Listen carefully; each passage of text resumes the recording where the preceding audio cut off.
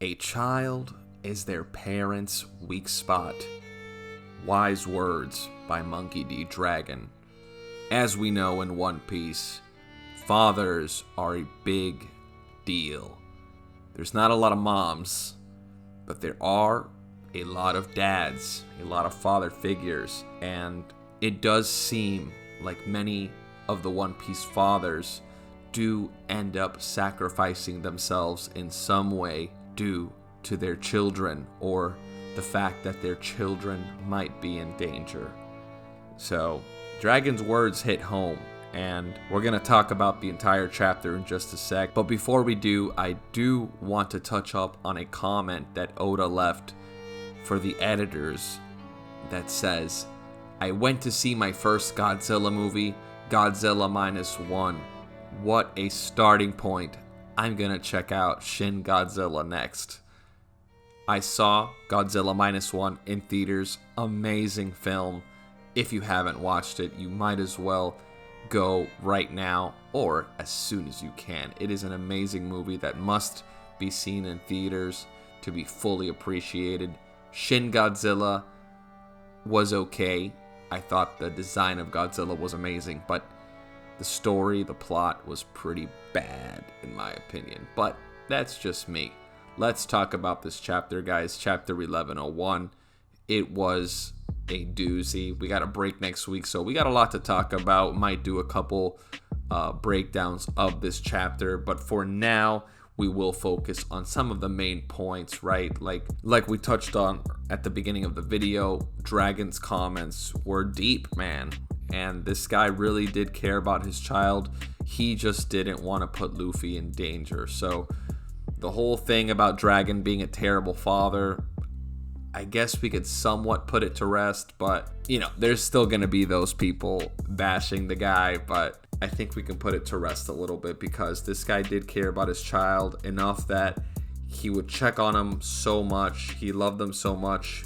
He kept a pretty close eye on him, but he never wanted to reveal himself. He never wanted to give anybody the opportunity to put two and two together because Dragon was the most wanted criminal in the world, probably still is, right? He is the most wanted criminal in the world, and he knows that if it were revealed that his young son was hanging out on this island, it would be disastrous, right? It would be trouble, and it would allow for Dragon to be put in a very bad situation. Like, what if they use Luffy as a hostage, they drag him out, and they end up finishing him off? Again, like the other fathers that sacrificed themselves in One Piece, whether they wanted to or not. Whitebeard, trying to save Ace, got himself killed.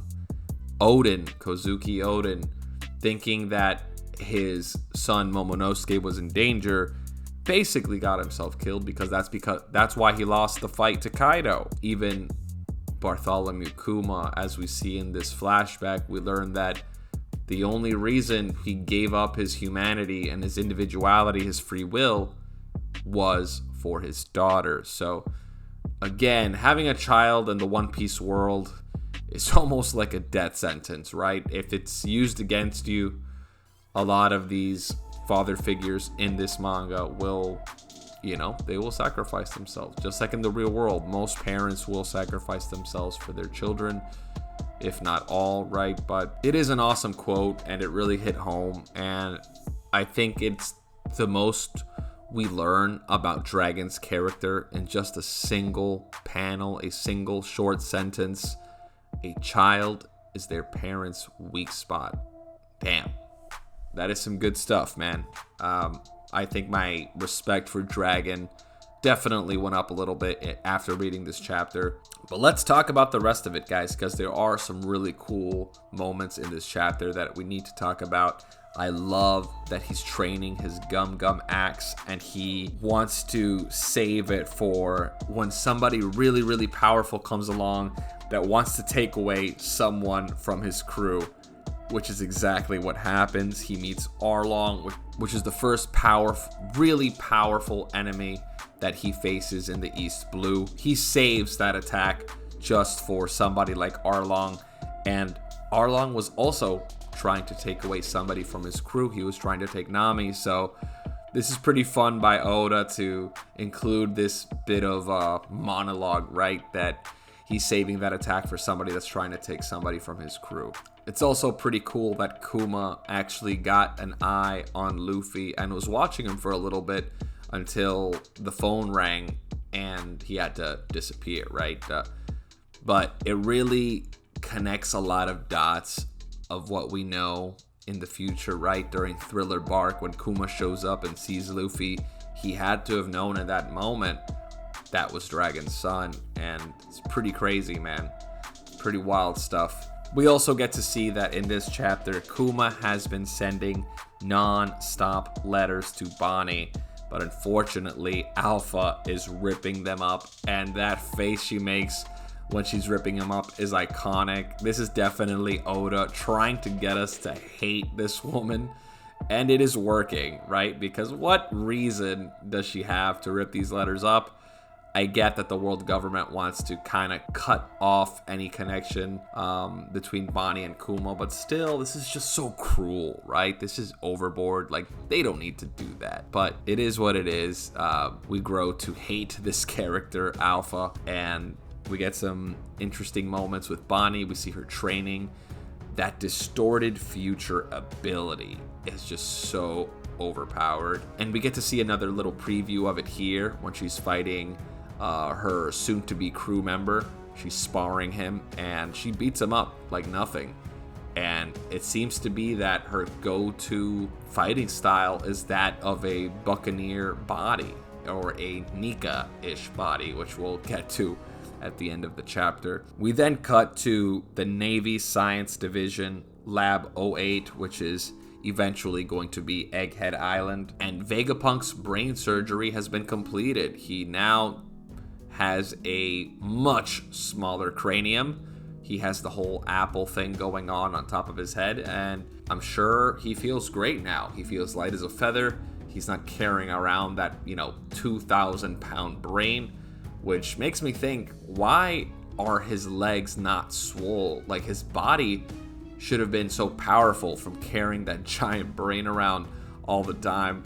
So that's pretty funny. That's pretty much never explained, how he has such a weak and flimsy body.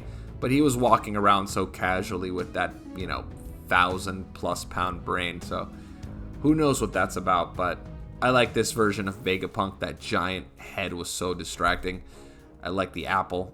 We also learned that Stussy seems to be his first successful clone, that she's pretty much a human in every aspect. And I gotta say, I'm a fan of Stussy. I like her a lot. I hope she's still in the world of the living, right? We saw what Lucci did to her, but I hope she's okay, because she seems like a really sweet girl. And it seems like her and Kuma were on pretty good terms. It seems like she had a lot of respect for Kuma and admiration for what he was doing for his daughter. And again, we see him writing another letter, which we do kind of end up finding out that Bonnie did get a chance to read these in some sense when she saw Kuma's memories. So I'm happy that she did get to see her father's letters. At least in the future, she does get to read them by seeing his memories, because Alpha just had to rip him up and break her little heart, right? We then get to the end of the chapter. It's Bonnie's 9th birthday. She's fully healed, but Alpha still won't let her go out and see the world, right? She's stuck in the church still. She wants to go out and explore, see the world, find her father, but Alpha won't allow it. So they come up with this genius plan.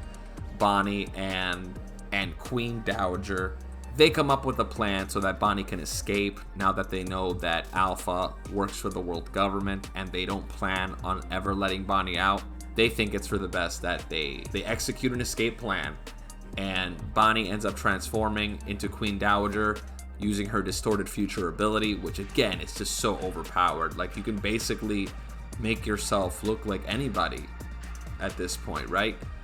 It just depends, but you can pretty much create any future for yourself in your mind, and you will become that. So it is similar to Luffy's fruit, the Sun God Nika fruit, in that aspect, that it is really tapping into the powers of imagination. And I guess you can say that almost all the devil fruits do tap into this power, because as long as you can think it, you can pretty much manifest whatever you want out of your fruit, as long as you're creative enough, skilled enough, train hard enough to manifest those abilities. So pretty cool stuff. It does tap into that idea that the devil fruit power doesn't make or break you. It's really how you use it. Makes me think of Katakuri, because never in a million years would I think that a mochi fruit could be useful or could be powerful in battle, but look at what this guy was able to do with it. I think Bonnie is another example. Just, an ability to make yourself look older or younger, but she was somehow able to tap into another ability of this fruit, which was a different version of yourself from different timelines or different alternate realities, right? Which is insane. It's wild. And we get to the end of the chapter where Bonnie's on the ship. She's leaving with her new crew, off to become a future supernova, right? And Alpha's right behind her. Alpha's tailing her. She's about to get on the ship. But Bonnie thinks of her father. She thinks of, what did Nika look like? I need to summon the power of Nika. And she asks for a Nika-ish future. And basically goes gear third and punches Alpha right in the mouth. She falls into the ocean. And that's that. It is awesome stuff, guys. We got Bonnie going gear third, tapping into the powers of Sun God Nika.